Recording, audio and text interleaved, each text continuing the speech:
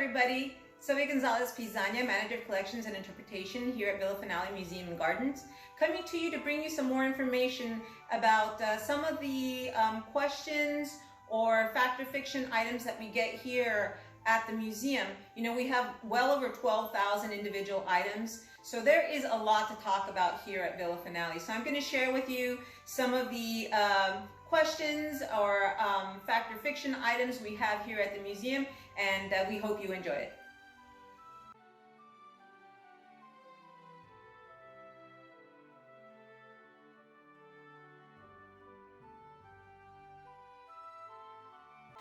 Okay, one of the stories that we have here at Villa Finale has to do with this painting in our main hall, our entry hall. This is a painting of the parable of Lazarus and the rich man. It was painted by a follower of Jacopo Bassano, excuse me, and it has to do with the figures here. There's a little cat right in here, and a monkey, and some other little bits that are clearly visible right now, like these fish, and it's actually really, really great painting. This video doesn't do it justice. But some folks were wondering that they hear that before this painting was conserved, we couldn't see some of these bits like the cat and the monkey. And I can tell you myself that is indeed correct. I started here at the museum in April of 2008. As a matter of fact, today is my 10-year anniversary here at the museum. And I can tell you, I saw this painting before it was conserved, and it was really dark. So there was some damage, and it was restored, conserved at the studio of Cheryl Caraba in Austin, Texas in late 2008. And he asked how we wanted it to look, whether we wanted it to look really clean and new, just a little clean, or somewhere in between. The museum chose somewhere in between, and this way the painting keeps a lot of its character, and it looks absolutely fantastic. So that answers the question about this painting.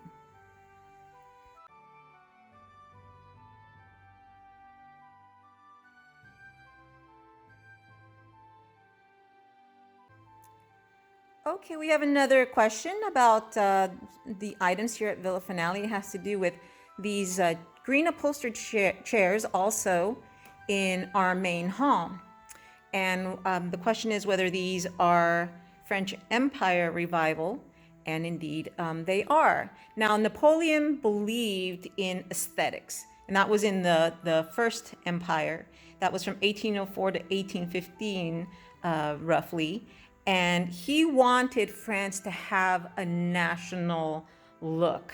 And he believed in the revival of the neoclassical revival, and he wanted everything very ornate and very powerful looking. Now, later on, in Napoleon III's reign, this style was revived. And it included a lot of different styles, and especially in furniture, they tended to use a lot of expensive fabric.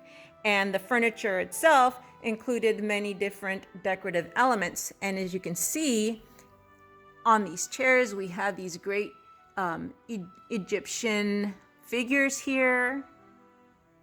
Look at these great falcons, and even the feet. So this furniture is really great. I should add that Walter Mathis had these reupholstered because he wanted all his furniture to match wherever he was placing them. And I can also tell you, besides them being very interesting pieces, that they are also quite heavy. So there you go. That answers the question about these chairs.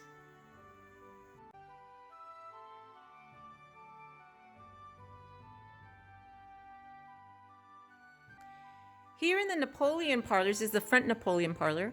We see that a lot of the fabric in this furniture, is the rear parlor in the back, matches. And it also matches with the drapes.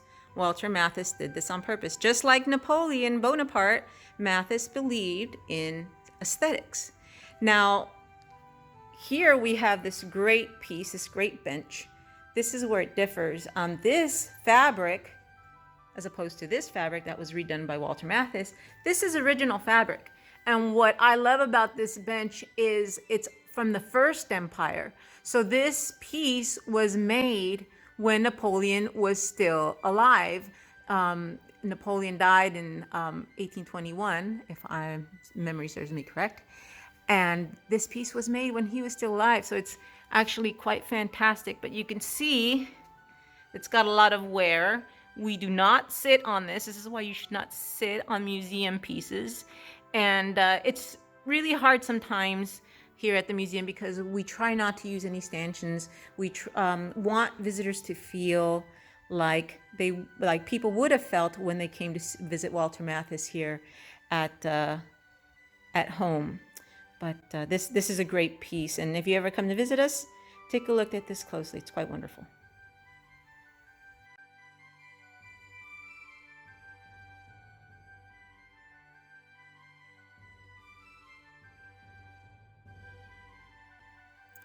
Hello everyone, here at Villa Finale again. Another question or story we have here is with the chandeliers. The story is that Walter Mathis, these were not the original chandeliers to the house, but that indeed he had these given to him, many of these anyway, were given to him by one of his aunts, possibly Aunt May Mathis. I heard the story actually from a family member, and it's quite humorous. They said that May Mathis, she was also a collector. So anytime she would see Walter Mathis, she was so delighted that she would give him a new chandelier, or another chandelier for Villa Finale. And the running joke is that she gave him so many chandeliers that she probably died in the dark. So that is a story that I did hear from a family member. I'm sorry, I don't remember who I heard that from, but it's actually a really great story. I don't know 100% if it's true, but I'm gonna take it as fact because it is a family story.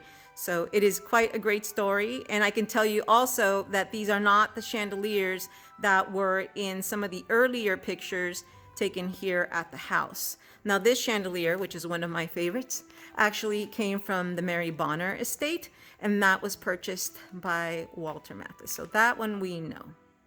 Hope you all enjoyed that story.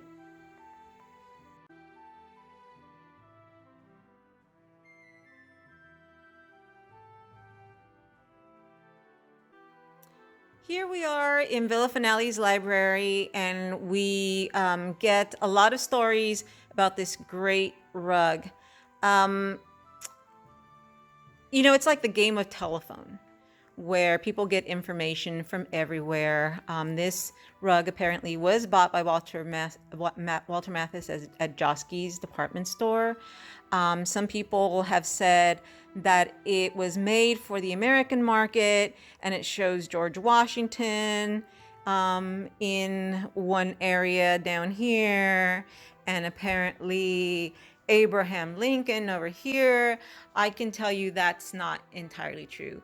I actually had some Persian visitors who told me more about this rug, and we have this important figure up here and some writing.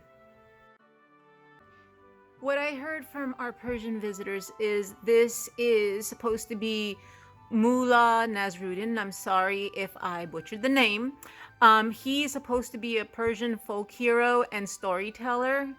And what we have on this rug is a lot of stories. I'm not too sure about the stories themselves. We do know that Adam and Eve are here, so it could be a telling of the story of the history of the world as seen from the storyteller's eyes. Now, what I really like is up here, and we do rotate the rug. So this side of the rug would normally be on this side, but we did rotate it to try to keep the wear down. We have some writing, and what our visitors told me, our Persian visitors, said that in the middle is the name of the man that commissioned the making of this rug, and then a description of this man. And I was told it said something like the man's name and then it described his physical features like a very handsome man, or of course he would describe himself as handsome, right? But there you go. There you have a little bit about this rug, and it's actually a really great piece and goes to show why it's important to talk to your visitors, because you never know what kind of great information you will get.